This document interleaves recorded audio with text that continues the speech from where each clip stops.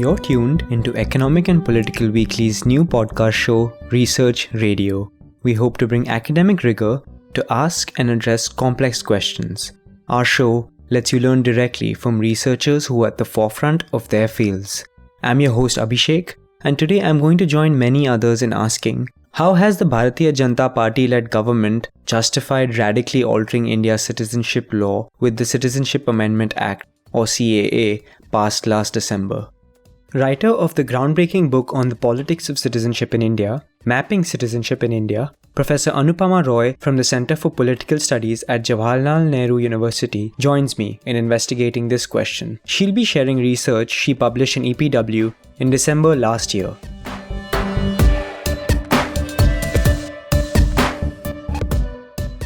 Thank you so much, Professor Anupama Roy, for coming on the show. Thank you for having me on the show, Abhishek.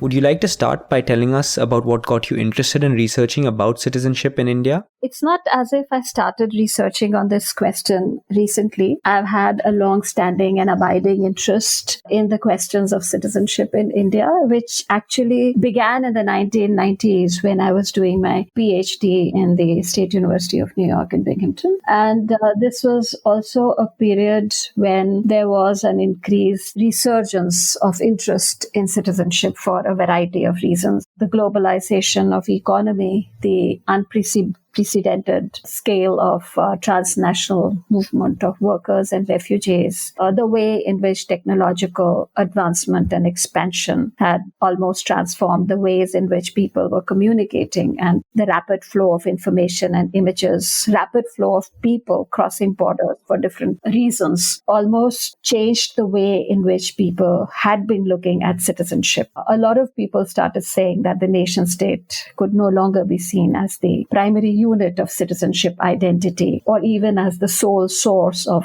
citizens' rights, and that we needed to think of citizenship differently. The idea that the individual, the masked individual, who could not be identified on the basis of any ascriptive identities, was the sole bearer of rights, or the only way one could think of a citizen, was constantly being substituted by the idea that the individual actually belonged to specific communities and drew a sense of identification, or even the sense of relationship she had with the world because of the way in which he or she belonged to that community. And that was also a significant source of identification, membership, desires, aspirations that people would have that would shape the way in which people related to the national community itself. So if one was to look at the life of the Citizenship Act, the contemporary moment is important because we stand at the culmination of a movement that has taken in the Act itself, the life of the law, citizenship law in India, from its inception in 1955 through its various amendments in 1985, 2003 and 2005, which show that there is steady movement towards the affirmation of citizenship's relationship with jus sanguinis, or blood ties and descent. So this was a movement that I had already identified in my earlier work. The EPW article in 2016 had focused on the preparation of the NRC in Assam. And this article focused at a particular stage where the preparation of the NRC had reached the stage of field verification. And whereas there was a popular and political consensus around the NRC, there was also anxieties around the validation of documents and who got left behind or left out of the process because of the way in which documents were being looked at.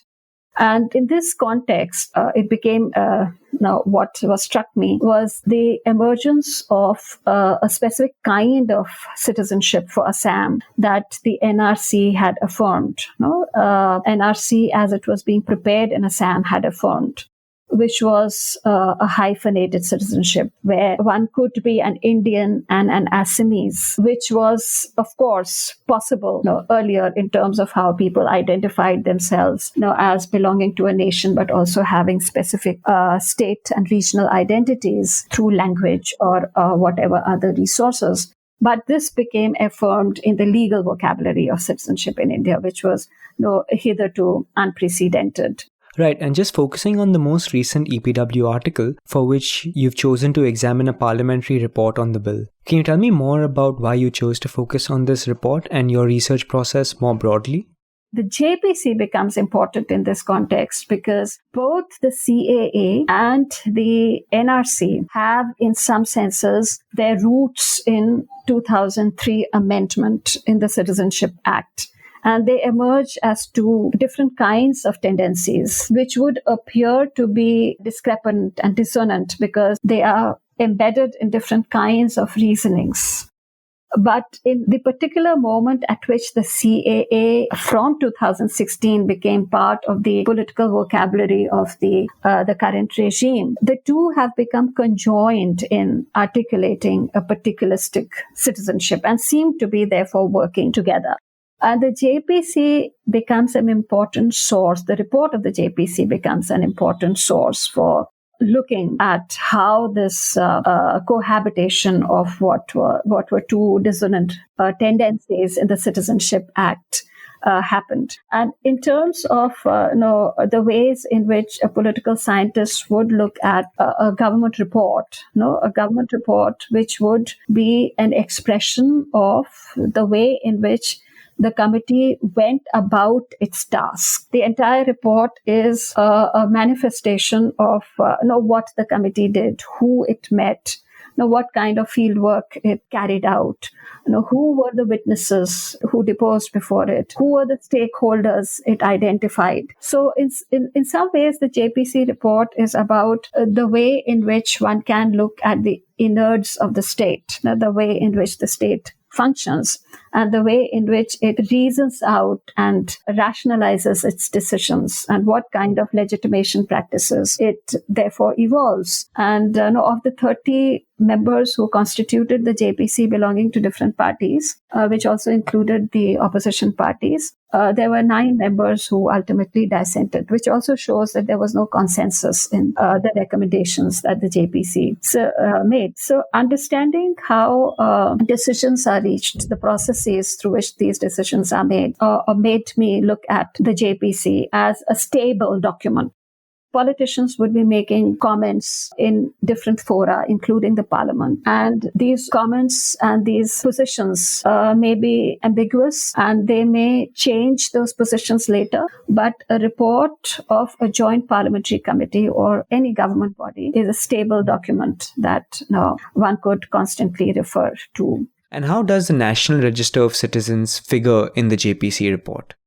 With the CAA, the rationality behind the National Register of Citizens in Assam is unsettled. The political popular consensus on the NRC has become somewhat unsettled. And the way in which the Assamese civil society has responded to the CAA has been particularly significant because they look at it as a violation of the compact that they entered into with the Indian state in 1985. And they say any violation of that compact is unconstitutional and they should have been made part of whatever decisions that would unsettle the accord, and they would construe the CAA as one of the ways in which the accord is being unsettled. Looking at this contradiction became important for me, and the JPC gives insights into the contradictions that one can perhaps see between the CAA and the NRC. And what were your findings about this contradiction that you've identified with the CAA and the NRC?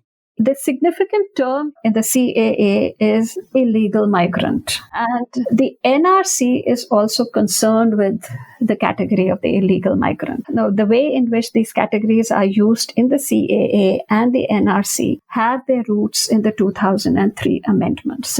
The amendment in the Citizenship Act in 2003. The 2003 amendment for the first time inserted the category illegal migrant in the provisions of citizenship by birth.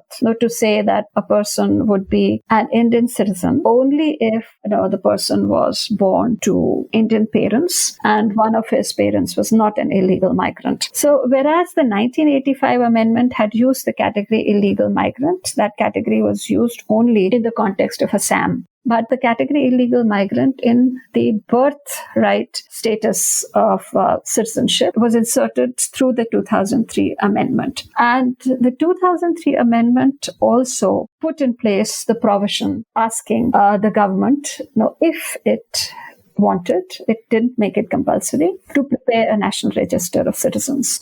And the citizenship rules that were made subsequently laid down the procedures for the preparation of the national register of citizens. And an exceptional procedure was put in place for Assam, where, unlike the rest of India, the people of Assam would have to apply for their names to be inserted in the National Register of Citizens.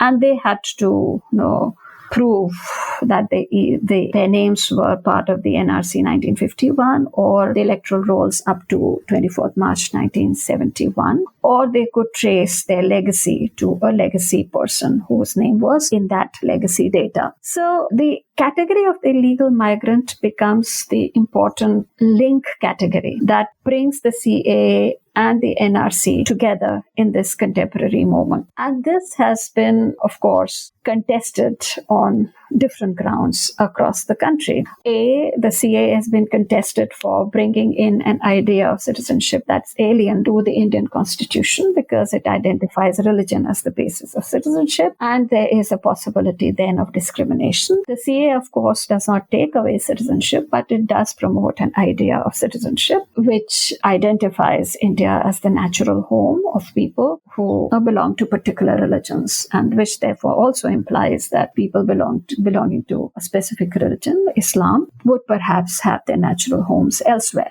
So that is an ideological framing of the CAA, which makes a legal framing of citizenship in the CAA potentially exclusionary. The NRC is, of course, about the way in which the state would make itself competent through documentary practices to acquire.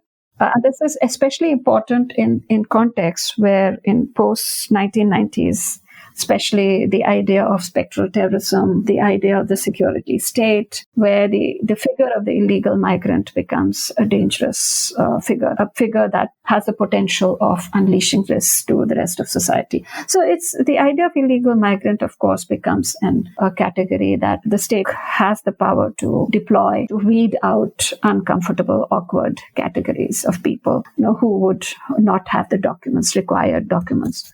So both these, then the CAA and the NRC, come together then to present an idea of citizenship, which is not just exclusionary, but it makes the philosophic basis of citizenship more entrenched in the ideas of blood and belonging. So that's how the two have come together. And does this relate to what you've said about liberal democracies and their tendencies to enfranchise and be internally inclusive while remaining externally exclusive? The long discussion that the JPC gives is liberal citizenship. And it says that liberal citizenship is about people. It's inclusionary. Now, it actually says it's inclusionary, but it's also based on creating boundaries between those who are part of this community of citizens and those who are not part of this community of citizens. So it says it is important to identify those who are part of this community because the membership itself is consequential. It has consequences for the kind of rights you have. So, you have the right to vote because you are a citizen, and you have a claim to resources because you are a citizen. So, the idea of liberal citizenship in the JPC's framework is about a solidarity of citizenship, which also has the space to absorb immigrants. And absorption of immigrants is important to create this solidarity of citizenship.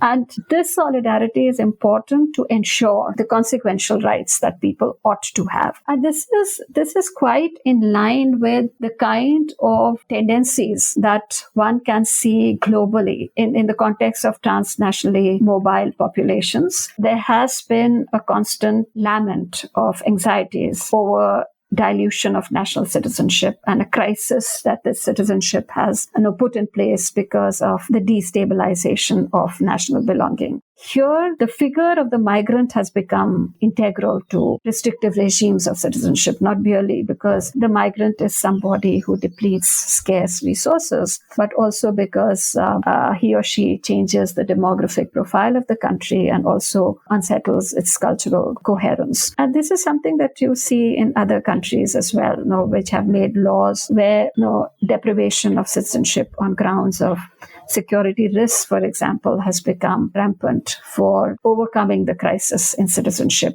And most of the time, the deprivation of citizenship is also justified on the grounds that it is serving a public good. And it's serving a public good because deprivation is important for the security of the country, not just the security of the country as in against aggression or a threat to its sovereignty, but also security in terms of the kind of resources that the country needs to secure. So in pursuit of good government and the pursuit of public good, there have been changes in nationality laws worldwide. And I think most important, and one that has also become part of popular literature, particularly I can refer to a book by Kamila Shamsi, Home Fire, where there is a fictional rendition of the way in which national citizenship laws have changed in Britain since 2002, where the British government can actually deprive its citizens of citizenship, even if they were born in Britain, for acting in ways which are prejudicial to the interests of United Kingdom, provided they possess a second nationality and would not be rendered stateless. But more recently, particularly since 2014,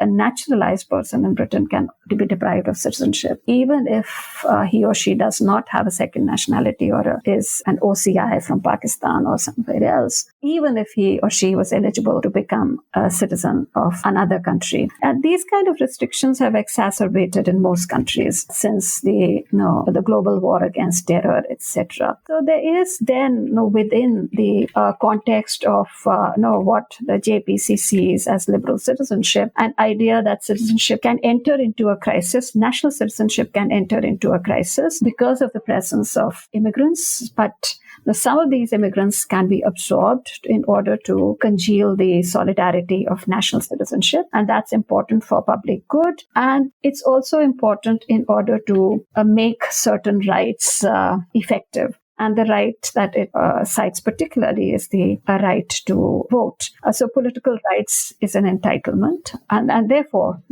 such a citizenship, according to JPC, could be internally inclusive. And external exclusion is an imperative in order for this internal inclusivity to be achieved. Professor Roy, you're critical of the JPC's approach of selectively drawing from case law. And you also make the larger argument about the difficulty in applying a precedent in one case to another. Please tell me more about this and the judicial and sociological distinction between case law and the Constitution. When we think of the Constitution is a larger, higher order law in terms of the rules and the principles that it specifies and how all other laws and the norms that would be produced or enforced or interpreted would always have to have their systems of validation that go back to the Constitution. So in terms of a generic definition of the term, the Constitution would be a body of meta-norms and higher order legal rules and principles that would provide legitimation and source to all other laws. And the interpretation would also have to be in compliance with the constitutional norms. A case law or a precedent would be a legal decision that would be taken by a court or any other body that's authorized to take a decision. And these bodies, the courts, would interpret laws, and especially in the interpretation of a law, if there is an ambiguity, an ambivalence, and any difficulty in interpreting the law, a law would be interpreted and in the light of or with reference to cases that have preceded a particular case, and the principles that are applied to the earlier case could probably be applied to a succeeding case if there are conditions of similarity between the two, which would then make the transference of the principles on which the interpretation is made a valid The JPC looks at the judgment by the Supreme Court, a 1952 judgment, the West Bengal versus Anwar Ali Sarkar case judgment, where the Supreme Court had put in place two criteria for validating whether or not a particular law was justified. And these two particular criteria were intelligible differentia, reasonable classification. As now it said, these were the only grounds on which a law could make a distinction among people or between classes of cases or classes of offenses, only if the differentiation was intelligible and the classification was reasonable. So only then could a law be considered, could be tested against and found valid against a scrutiny against Article 14 of the Indian Constitution. And the JPC refers to the Anwar Ali Sarkar judgment and the two conditions of validation, intelligible differentia and reasonable classification, to say that both of these are being adhered to in the CAA. So the differentiation is intelligible and the classification is reasonable. So the classification has correspondence to the objectives of the Act. But the Anwar Ali Sarkar case is an entirely different case because it refers to the West Bengal Special Courts Act, and the objective of that act, as the preamble said, was to provide for speedier trials for certain cases of offences and empowers the state government to constitute special courts, which are not the conditions which correspond to the context of the CAA. So we are talking about entirely different conditions and entirely different principles and entirely different contexts. And perhaps there is no transferability between the justification that the JPC sought by referring to the Anwar Ali Sarkar judgment. So the strength of the precedent would depend entirely upon the degree of consonance that one case would have with another case. So the reasoning of the JPC, to my mind, is faulty in that context because it disregards the incommensurability of the precedent. And it also does not take into account the fact that later judgments have also exhorted, particularly in the Nas Foundation judgment, the courts said that in cases of ambivalence, in cases, and particularly we could also think of the context in which the precedents put an unnecessary burden on cases and therefore compromise the certainty of decision making, that judges should deploy critical morality. And this critical morality would substitute public morality by invoking constitutional morality, which is found across the text of the Act, in particular the fundamental rights and the directive principles of state policy and the preamble, which would together form a distinct and tangible code of morality that the judges need to take recourse to while deciding cases in which law has to be interpreted in the absence of precedents. So that's something that I think I also tried to point out, discuss in that article. And I think that's important because this is a different kind of act altogether, which has a bearing on larger questions of how we look at ourselves as a nation and how we look at ourselves as a citizen. It's not like a criminal law that needs to be looked at. It has larger normative bearings. Right. And what is it about the government's interchanging use of the terms persecuted minorities and minority communities in the text of the Act, in government press releases and speeches in Parliament and elsewhere?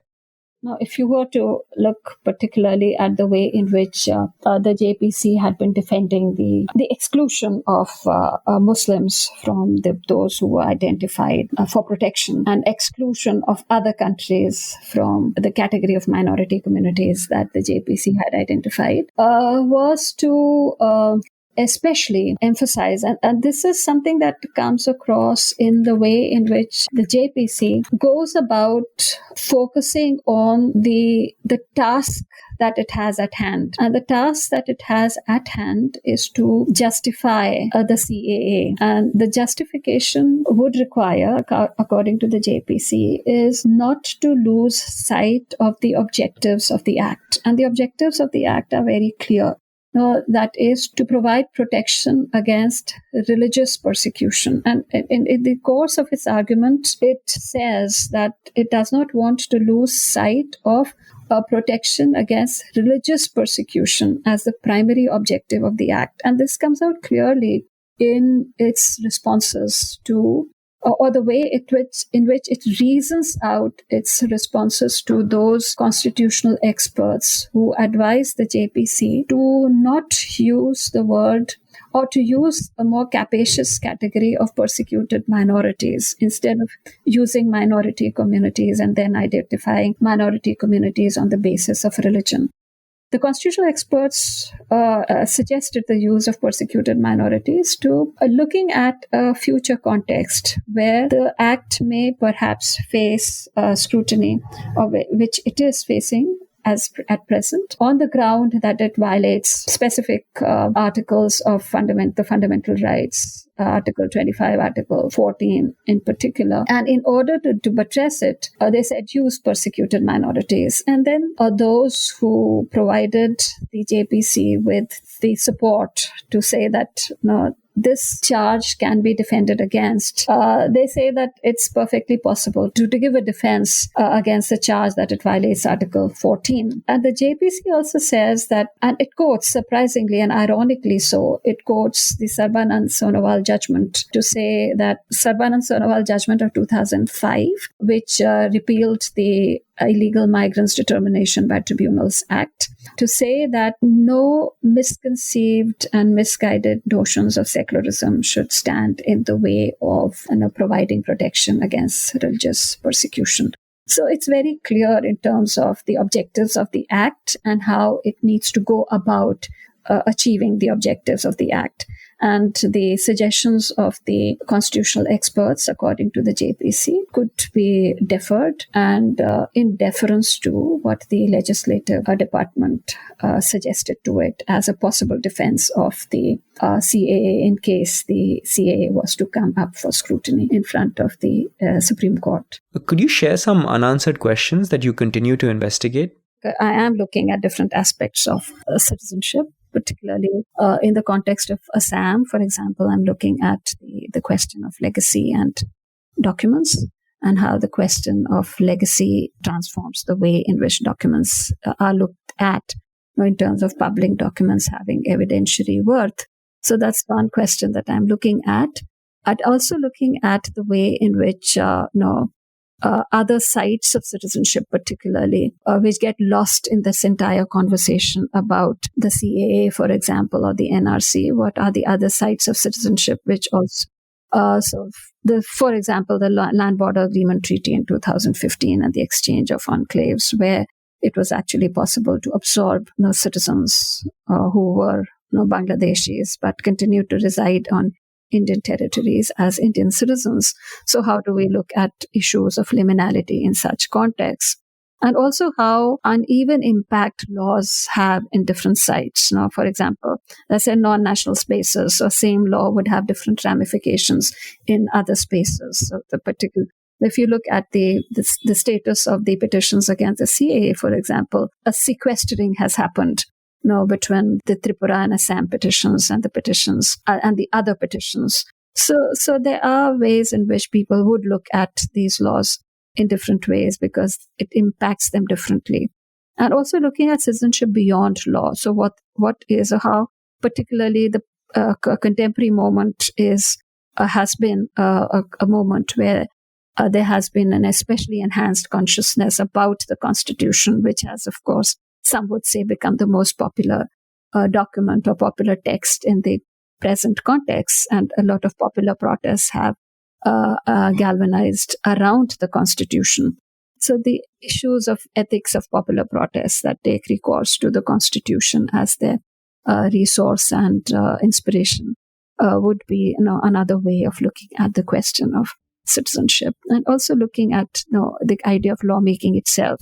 Is lawmaking or law is about force of law, or are questions of deliberative content of law equally important? So those are some of the issues that become extremely relevant in our present context.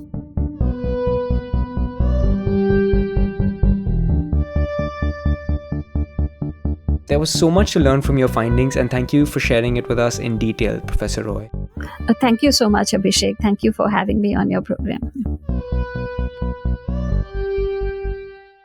What I found most interesting from what Professor said was the way in which citizenship has become increasingly thought of as something that is tied to communities rather than nation states, a trend she identified as taking place at a faster rate since the 1990s. There are so many other details that we didn't get to fully discuss, and I recommend reading the entire article written by Professor Roy that I've shared in the description of this podcast.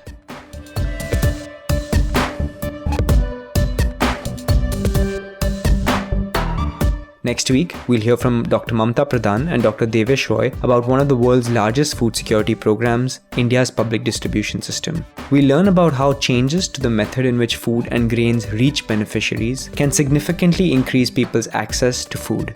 To make sure you don't miss out on that and our future podcasts, subscribe to us on your favorite podcast streaming platform. We are available on Spotify, Google Podcasts, and Apple Podcasts. And since we're new to podcasting, we would love to hear from you about how we're doing. Send us an email at social@epw.in or ping us on Facebook, Instagram, or Twitter with your feedback. And if you like what we're doing, do share it with interested folks. Take care and tune in next week.